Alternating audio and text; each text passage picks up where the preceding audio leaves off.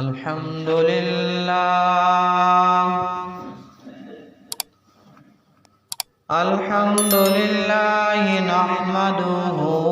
ونستعينه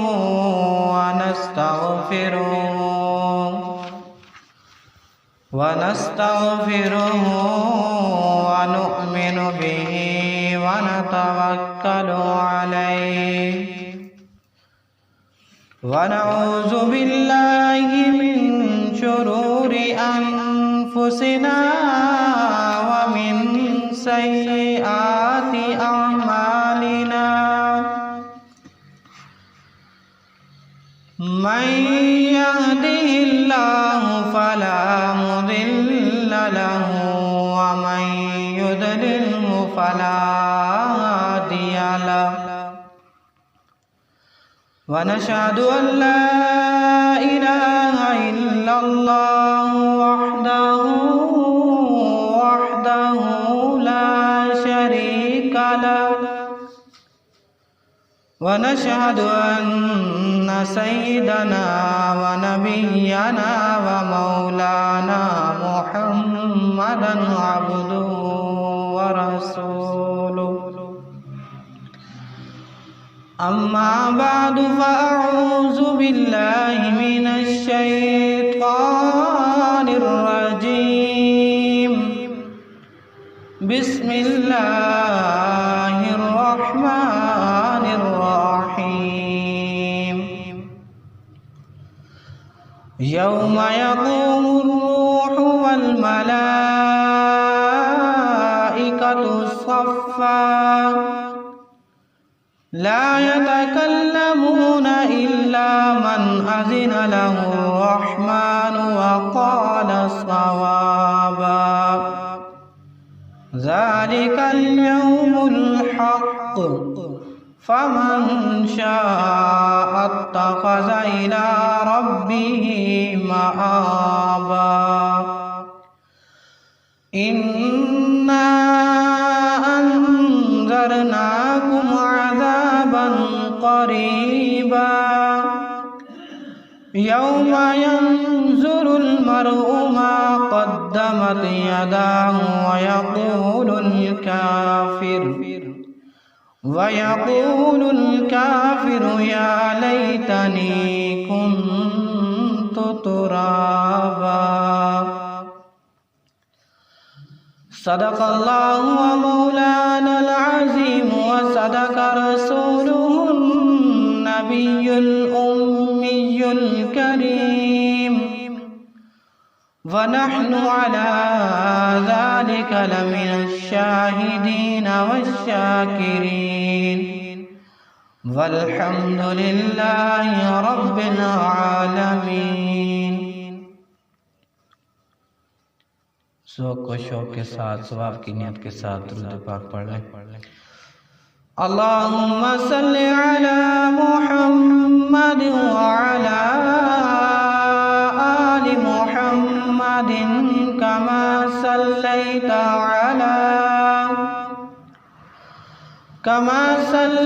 علی إبراہیم وعلی آل إبراہیم إنك حميد مجيد. اللهم بارك على محمد وعلى آل محمد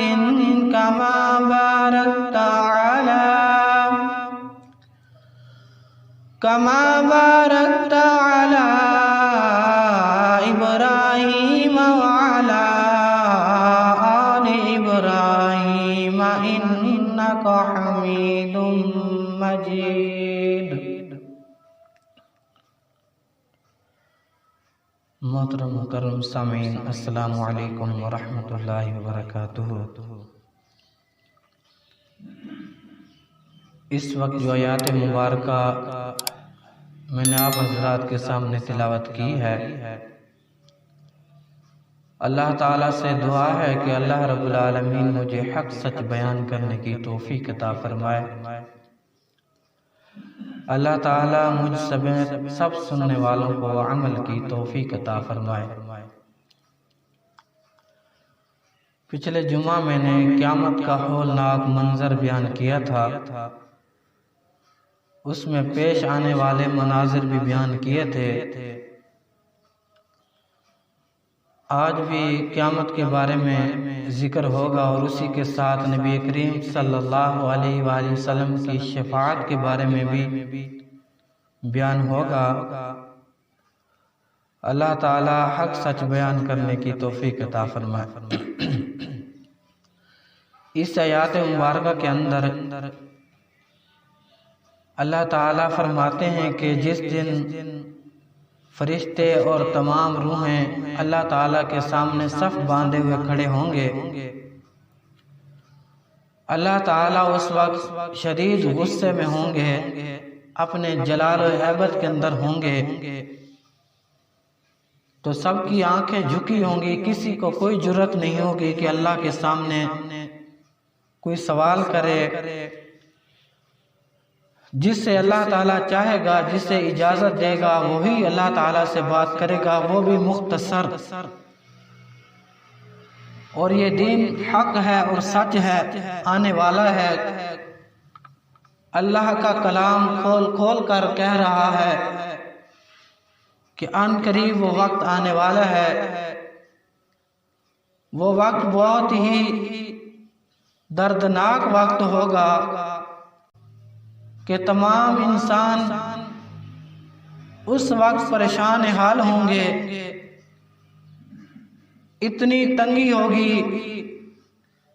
کہ سورج کے بارے میں کہا جاتا ہے کہ سوا نیزے پر ہوگا، یعنی بہت ہی نزدیک ہوگا سورج۔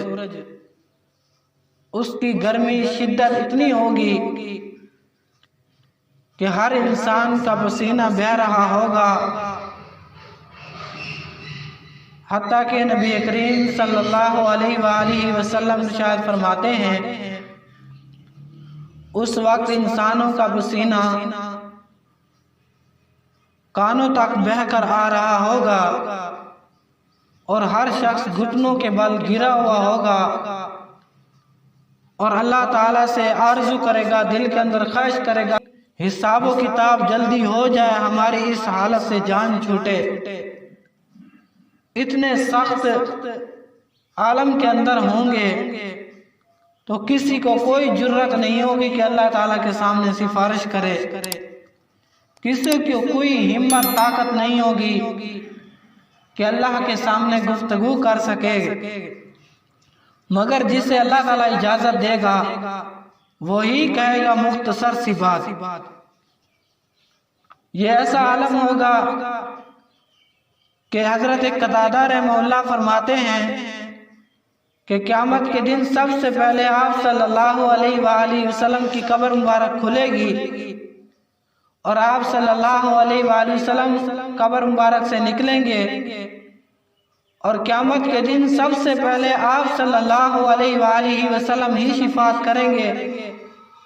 اور آپ صلی اللہ علیہ وآلہ وسلم کی ہی شفاعت قبول کی جائے گی۔ صحیح بخاری و مسلم کی روایت ہے جہاں اس سور کے بارے میں کہا گیا کہ سور پھونکا جائے گا، دوبارہ کائنات زندہ کی جائے گی، انسانوں کو زندہ کیا جائے گا،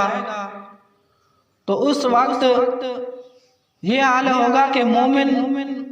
اللہ تعالیٰ سے دل کے اندر یہ گزارش کریں گے کہ کوئی ایسا سفارشی ہو جس کو ہم بنا کر اللہ تعالیٰ کے سامنے پیش کریں کہ ہماری سفارش کی جائے۔ اس کے اندر آتا ہے کہ سب سے پہلے آپ صلی اللہ علیہ وآلہ وسلم اپنی قبر مبارک سے نکلیں گے اور آپ صلی اللہ علیہ وآلہ وسلم سب سے پہلے جنت کے اندر داخل ہوں گے اور آپ صلی اللہ علیہ وآلہ وسلم کی امت ہی سب سے پہلے جنت میں جائے گی۔ نبی کریم صلی اللہ علیہ وآلہ وسلم فرماتے ہیں ہر شخص اس دن گھٹنوں کے بل گرا ہوا ہوگا، پریشان ہوگا، ایسا سختی کا وقت ہوگا، ایسا لمحہ ہوگا کہ ہر ایک نفسی نفسی نفسی پکار رہا ہوگا، باپ بیٹے سے بھاگے گا، بیٹا باپ سے بھاگے گا، ماں بیٹے سے بھاگ جائے گی، بیٹی ماں سے بھاگے گی، ہر کوئی اپنے اپنے عرق میں غرق ہوگا کہ کہیں مجھ سے کوئی نیکی نہ مانگ لے۔ ایسا سخت عالم ہوگا کہ سارے انسان پریشان حال کھڑے ہوں گے۔ تو آخر کے اندر انسانوں کے دلوں کے اندر یہ اللہ تعالیٰ بات ڈالیں گے کہ کسی کو سفارشی بنا کر اللہ کے سامنے پیش کیا جائے۔ تو سارے انسان مشورہ کر کے حضرت آدم علیہ السلام کے پاس جائیں گے اور ان سے کہیں گے کہ آپ اللہ تعالیٰ کے بنائے پیغمبر ہو، اللہ تعالیٰ نے آپ کو اپنے ہاتھوں سے بنایا، آپ کو سب چیزوں کے نام بتائے، آپ کا بڑا مقام ہے، آپ تو تمام انسانیت کے باپ ہو، آپ اللہ تعالیٰ سے ہماری سفارش کیجئے، اللہ تعالیٰ ہماری شفاعت قبول کر لے۔ تو حضرت آدم علیہ السلام جواب دے دیں گے کہ میرے بس کی بات نہیں ہے، میرے اس کے اندر کوئی بس نہیں ہے، میں اس کے قابل نہیں ہوں، بلکہ تم حضرت نوح علیہ السلام کے پاس جاؤ، وہ اللہ تعالیٰ کے پہلے رسول ہیں جن کو اللہ تعالیٰ نے زمین پر پہلا رسول بنا کر بھیجا تھا۔ یہ پھر سارے انسان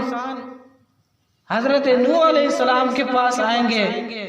اور عرض کریں گے، اے نوح علیہ السلام، اللہ تعالیٰ نے آپ کو پہلا رسول بنا کر اس کائنات کے اندر بھیجا آدم علیہ السلام کے بعد، آپ ہماری سفارش کیجئے، آپ تو اللہ تعالیٰ کے پیغمبر ہیں، رسول ہیں۔ حضرت نوح علیہ السلام جواب دے دیں گے کہ میں نے تو اللہ تعالیٰ کے سامنے ایسا سوال کر دیا تھا جس کا مجھے نہیں کرنا چاہیے تھا، جس کا مجھے علم نہیں تھا، میں تو خود شرماتا ہوں۔